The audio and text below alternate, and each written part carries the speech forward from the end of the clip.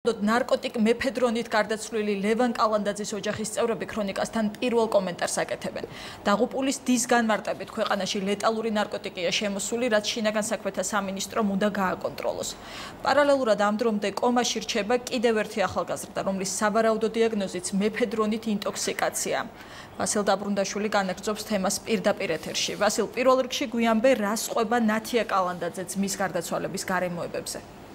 გარდაცვლილ ლევან კალანდაძის ოჯახის წევრები პირველ კომენტარს აკეთებენ ქრონიკასთან. ჩვენ ცოტა ხნის წინ ვესაუბრეთ გარდაცვლილის დას. ნათია კალანდაძე აცხადებს, რომ მისი ძმა გარდაცვალებამდე იმყოფებოდა ერთ-ერთ კლუბში.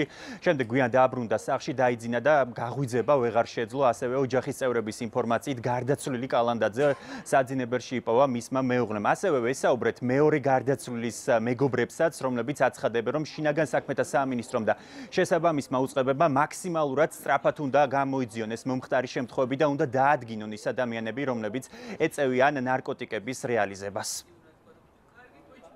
ზოგადად ამბობენ, რომ რაღაცა ნივთიერებაა შემოყრილი, რომელიც კლავს ადამიანებს. არ ვიცი რა მოხდა ზუსტად. იპოვა მეუღლემ და მეგობარმა, იყვნენ სახლში და ჩვეულებრივად ეძინა და ამ ძილში რაღაცა მოხდა. გული გაუჩერდა. მე მგონი, რომ კონტროლი საჭიროა, ზოგადად ალბათ რახან იყიდება ეს, მაშინ ის მეც გააკონტროლონ რა იყიდება, იმიტომ რომ ბოლო 10 დღეში მარტო მე ვიცი პირადად 1-6 კაცი, ვინც ზოგი გარდაიცვალა, ზოგი კომაშია და ფაქტია, რომ რაღაცა შინელება გვჭირს მართლა. არც ლევანი და არც კახა ეს დამოკიდებული და მომხმარებლები არ იყვნენ. ამას ვადასტურებ, იმიტომ რომ ჩემი მეგობრები იყვნენ და კახა უახლოეს იყო. ეს კლუბური რაღაც არ ვიცი რა ხდება და იმედია გამოძიება მიმდინარეობს და ყველაფერი დადგინდება, რაღაც შხამი არის შემოსული და ეხა კლუბური გართობა, რაღაცა ერთხელ წელიწადში ადამიანი წავიდა და რაღაცა მიიღო, ესეც გასარკვევია რა მიიღო. ფაქტია, რომ რაღაც უბედურება არის შემოსული. არავინ არ ვიცი, ექსპერტიზა გვეტყვის სინამდვილეში რა მოხდა. ფაქტია, რომ ორმა ადამიანმა დაიძინა და ვეღარ გაიღვიძა.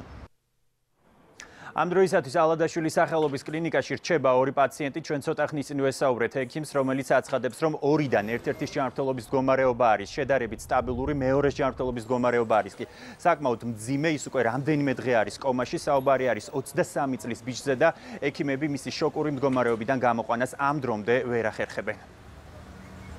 ერთი პაციენტის მდგომარეობა შედარებით დადებით დინამიკითაა, გამარტივებით ხელოვნური ვენტილაციაზეა, ცნობიერების აღდგენით. მეორე პაციენტის მდგომარეობა ისევ კრიტიკული რჩება, გრძელდება მართვეთის სუნთქვა, გემოდინამიკის ზრღვევითაა, სამბალიანი კომითაა პაციენტი. სამწუხაროდ, რომელი ნივთიერება ჩვენთვის ეს ნივთიერება უცნობია, ჩვენ მიყვავს ეს პაციენტები, როგორც დაუდგენელი სუბსტანციის ტოქსიური ეფექტი, მკურნალობა მიმდინარეობს სიმპტომურად, იდენტიფიცირება აღნიშნული ნივთიერების შესახებ ჯერჯერობით ჩვენთვის უცნობია.